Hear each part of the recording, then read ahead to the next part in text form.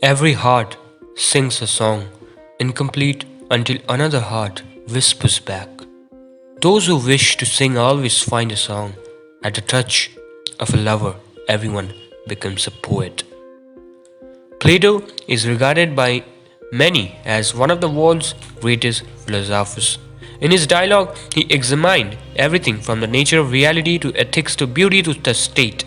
The Symposium, which you can read, is a summation of Plato's ideas on love and have proven very influential. The Symposium was named after the cultural and social practice of the same name, which was a post banquet gathering in which men would drink, listen to music, and relax. Typically, there was a great deal of conversation and witty talks. Guests would drink too much and would say things they would never say. The event portrayed in the Symposium dialogue took place in 385 BC. In the text, there are seven speakers, all based on historical characters. The characters of the Symposium.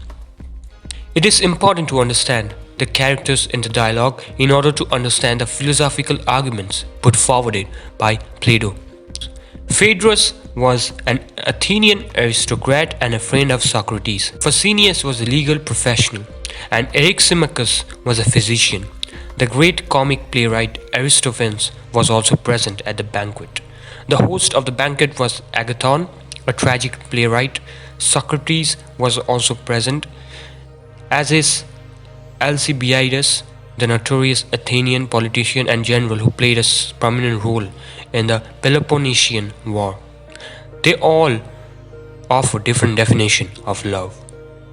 Like all the Platonic dialogues, the work, which is very literary, consists mainly of speeches. Socrates arrived at the party late because he had been lost in contemplation. Agathon invites his guests to make speech in praise of love. Phaedrus goes first. He quotes some poets and argue that love was the first of gods and promote excellence and goodness in people. He argued that there is also a lower sort of love, one based on desire and sexual gratification. Then there is a kind of divine love which involves a lover teaching his beloved virtue and wisdom. Next spoke the doctor, Eryximachus, who said love is moderation and balance. Next up is Agathon, who gave an elaborate speech arguing that love is the youngest of God.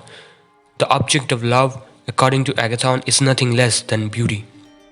Socrates then spoke. He disagreed with Agathon, stating that he mistook the object of love with his intrinsic nature. He then told the following story. He once met a wise woman who called herself Diotima. Love was a spirit. Socrates learned that help us to attain what we desire and needed. It is a spirit or daimon, and it mediates between the gods and men, reproducing itself either through the birth of new beings or new ideas. Socrates held that the world of the senses is based on forms which exist in an eternal realm.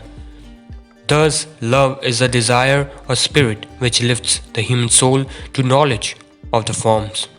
The forms were the essence of things from which flow what we perceive as reality. They are called ideas in some translation.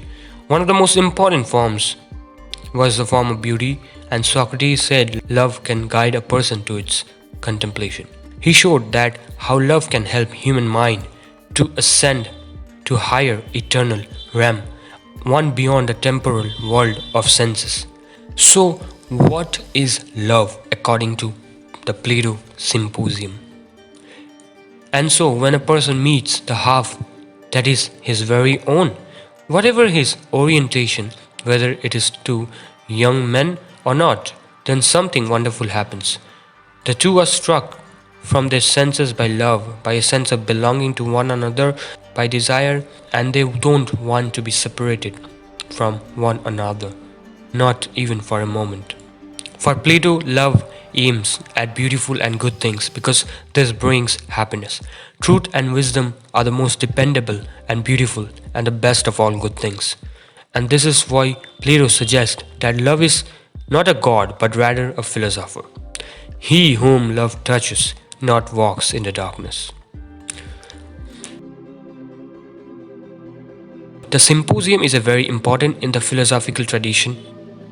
In the work, Plato rejected the idea that love is about desire and sexual gratification. However, many of the speeches make valid point about love, and each one can be seen as talking the nearer truth.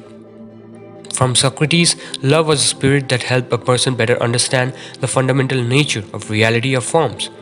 In the dialogue, Plato argued that the highest love is the philosopher's love of truth contained in the forms.